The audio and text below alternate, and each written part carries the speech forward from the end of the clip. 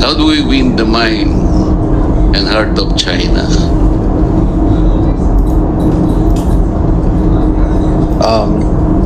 Again, Mr. Chair, Your Honor, we have a diplomatic relations, economic relations with China.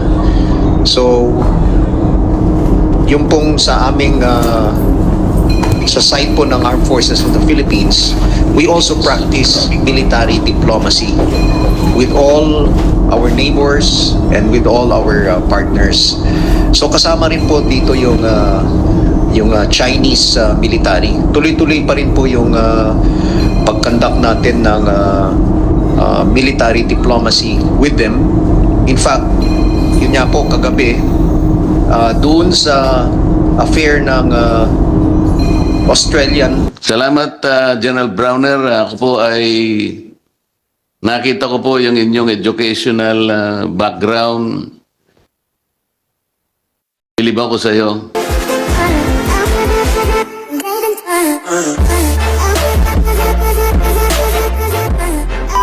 On our side, winning back rebels.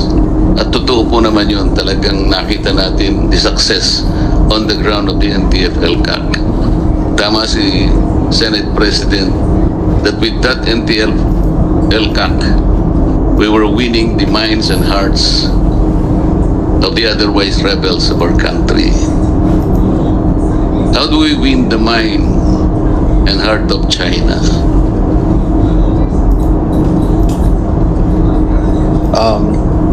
Again, Mr. Chair, Your Honor, we have a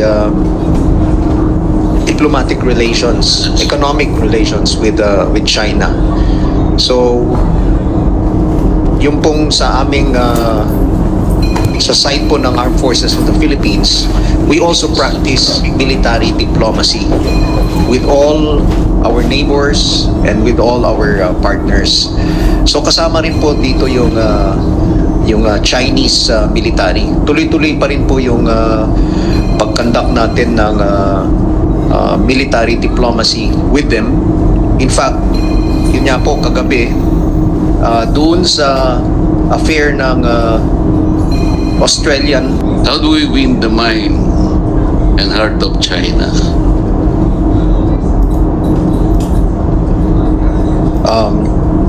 Again, Mr. Chair, Your Honor, we have a diplomatic relations, economic relations with China. So, yung pong sa aming sa side po ng Armed Forces of the Philippines, we also practice military diplomacy with all our neighbors and with all our partners. So kasama rin po dito yung Chinese military. Tuloy-tuloy pa rin po yung pag-conduct natin ng military diplomacy with them. In fact, yun nga po kagabi, doon sa affair ng Australian Defense Force, they invited all the military attachés into their ship, the Canberra, HMS Canberra. At nandun yung Chinese attaché. Nag-usap po kami. Because again, while these things are happening in the West Philippine Sea, we continue that military diplomacy with our neighbors, especially in the Indo-Pacific region, Your Honor. Doon sa inyong conference sa Fiji, nandun din yung high-ranking defense official, di ba? Nandito sa report eh. Narinig niya yung kwento mo sa ginagawa nila sa atin, lalong-lalo na yung pambubuli nila pag nagre-resupply tayo doon sa ating BRP Sierra Madre.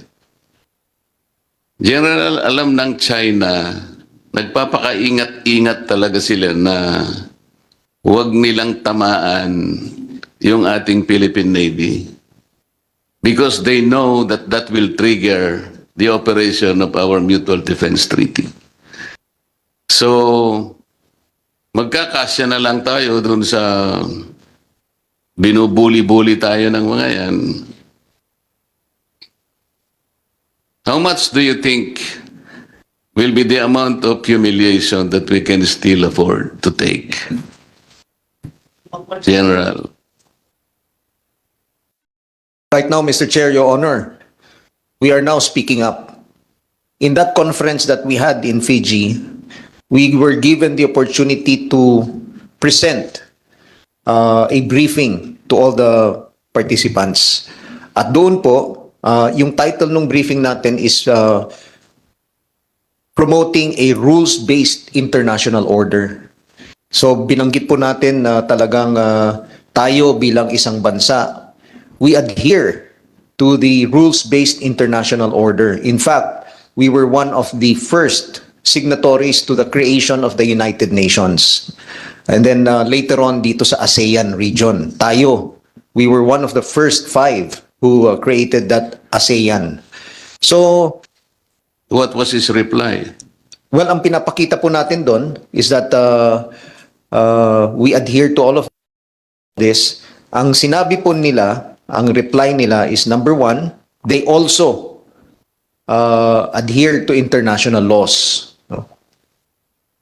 Pangalawa, binanggit po nila that they have a historical claim over the South China Sea. At yun po ay naka-indicate dun sa kanilang 9-dash line.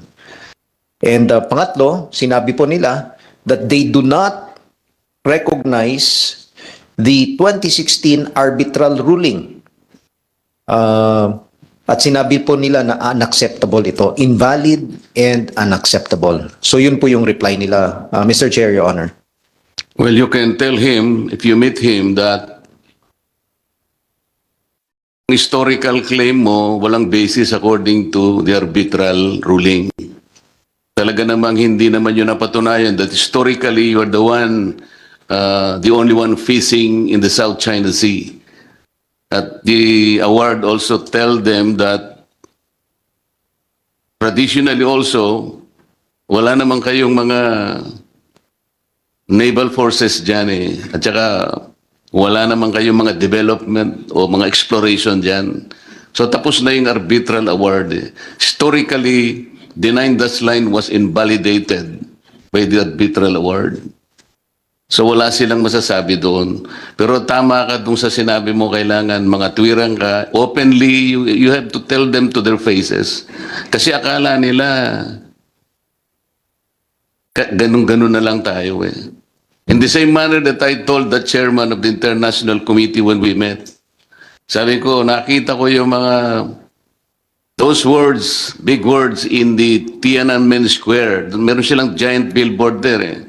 Respect, brotherhood, honesty, progress, coordination, humanity, charity, and blah, blah, blah. I told him, if we can make all these words as materials to build a strong fence between our countries so that we can secure our relations into the future. So tiningnan niya ako, kinuha niya yung pangalan ko. That's all that he did. Pero tama, kinakailangan mga tuwiran tayo na General. Mr. Chairman, with the indulgence of Congressman Marcoleta, if I can just Yes, make sir. a 30-second interjection. General Bronner, the latest map of the People's Republic of China is no longer 9-dash line. Iba na. It is 10-dash line. 10 na siya. 10 na po yung guhit hanggang doon na sa Taiwan Strait. Oh, mas mahaba na masyado. So, India pa. mataas iba na, hindi na pinag-uusap, with all due respect, hindi na pinag-uusapan yung 9-dash line, 10-dash line na. They started with 13-dash line. In 1943, it became 11-dash line. And then it became 9-dash line. And then for this year, it's now 10-dash line. So, dumami na ho yung dashes. Thank you, Mr. Chairman. Huwag ka mabahala doon, General, kahit na 15 dash lines pa ilagay nila doon. Wala tayong pakialam doon sa pagsusulatan nila yung buong mukha nila, wala tayong pakialam doon. Kanina tinanong kita, how does it take to defend this country? Di ba, ang soldier, General, once he signed up for soldiery, yung buhay niya nang nakataya, di ba? Hindi naman yung sweldo eh. Yes, Your Honor. pag na-sign up ka to serve your country as a soldier, alam mo, buhay mo na yung tinaya mo doon. Kaya po ako, nalalaman ko na hindi po ang pinag-uusapan ay yung pension dito eh. As the President indicated kanina, we need more patriotism in this country. Kahit na po siguro mabawasan ng konti yung pension, hindi po panggagalingan yan ng pagkakabahagi ng ating mga soldiers. Kasi ang buhay po ninyo talaga isinumpanan ninyo sa ating bansa in the defense of our country.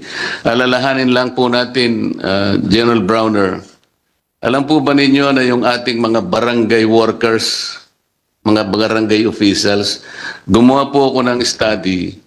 Gaano po ba yung tinatanggap na honoraria po? Kasi ang tawag sa kanilang mga sweldo, honoraria lang po eh.